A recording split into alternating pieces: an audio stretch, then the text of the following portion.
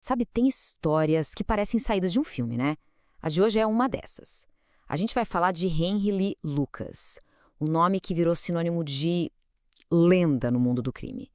Só que é uma lenda, digamos, com um pé de barro, construída em cima de uma questão bem sinistra. Olha só isso. 600. É difícil até de imaginar. 600 vítimas. Foi exatamente essa a quantidade de assassinatos que o Henry Lee Lucas confessou ter cometido.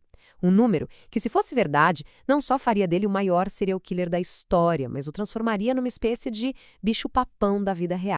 E é aqui que a história começa a ficar turva.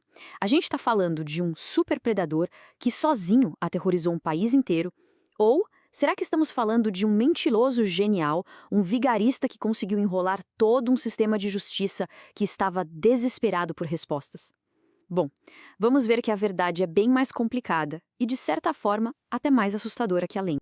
Então, para a gente entender como esse mito de centenas de mortes nasceu, a gente tem que voltar um pouco e olhar para quem era o homem por trás do monstro.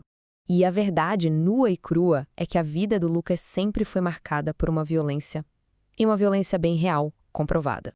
Olha só essa trajetória. É uma vida de pura brutalidade. Começa lá em 36, num lar totalmente abusivo.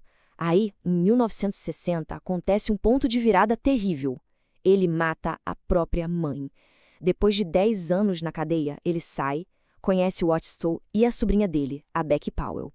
E aí os três caem na estrada, sabe? Vivendo como nômades e deixando um rastro de crimes de verdade. Isso aqui é importante porque estabelece um fato. O Lucas era, sim, um homem violento. Ele era um assassino. A grande pergunta é, de quantos? Agora a gente chega no ponto de virada. O momento exato em que o Lucas se transforma. Ele deixa de ser só mais um criminoso violento para se tornar essa figura quase mítica para os policiais. E tudo isso começa por causa de uma onda de confissões. Uma coisa que, sinceramente, ninguém esperava. Olha o tipo de coisa que ele dizia, abre aspas, matar alguém é como andar na rua. Se eu quisesse uma vítima, eu ia e pegava uma. Fecha aspas.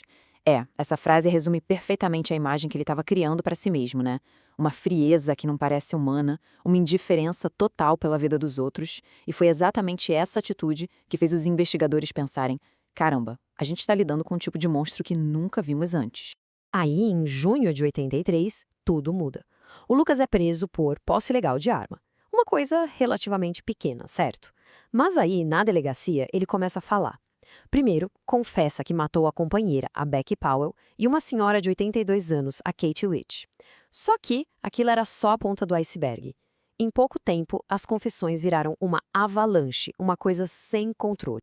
E foi assim que nasceu o que a gente pode chamar de a máquina de confissões. Funcionava assim.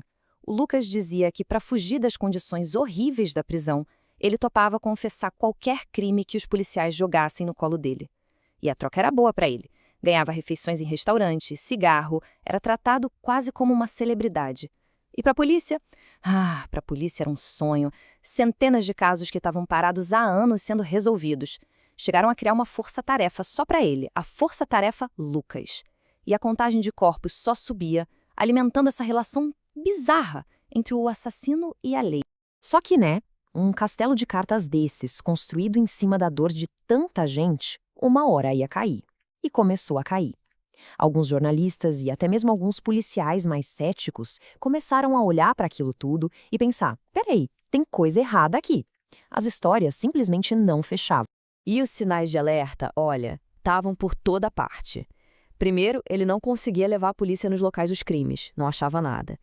Depois começou a inventar umas histórias malucas, de que fazia parte de um culto satânico caníbal chamado A Mão da Morte. E o cúmulo do absurdo, ele confessou crimes que os próprios policiais inventaram na hora, só para testar. A verdade é que as histórias dele eram uma colcha de retalhos, cheios de detalhes que ele pegava dos próprios arquivos dos casos que mostravam para ele. Mas no fim das contas, a prova que derrubou centenas de confissões não foi nenhuma análise psicológica super complexa, nenhuma contradiçãozinha no que ele dizia. Foi uma coisa muito mais simples e impossível de contestar. A pura e simples realidade. Pega esse caso aqui, por exemplo, que é irrefutável. O Lucas confessou ter matado um cara chamado Kirby Reeves, lá no Texas. Qual o problema? Simples. Registros de pagamento da firma onde ele trabalhava, documentos oficiais, provam que no dia e na hora do crime ele estava batendo ponto numa fazenda de cogumelos a milhares de quilômetros dali, na Pensilvânia. Era fisicamente impossível. E isso não foi um caso isolado. O padrão se repetia.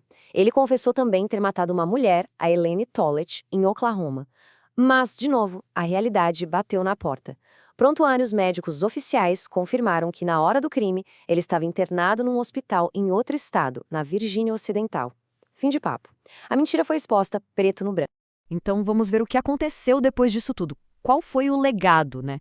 Como essa história maluca terminou. Não só para o Lucas, mas para a cultura popular que ficou fascinada por essa lenda. Aquele número do começo, 600, então.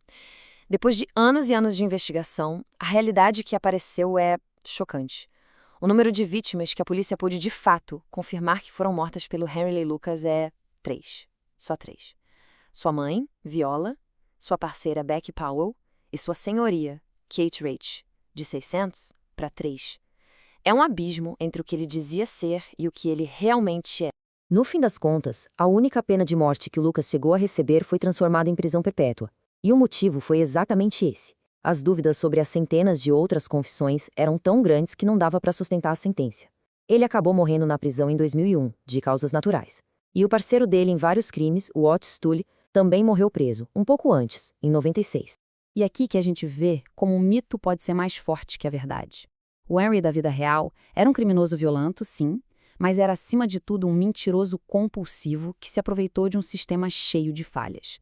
Agora, o Henry do cinema, aquele que ficou imortalizado no clássico Henry Retrato de um Assassino, esse é um monstro frio, calculista, imparável.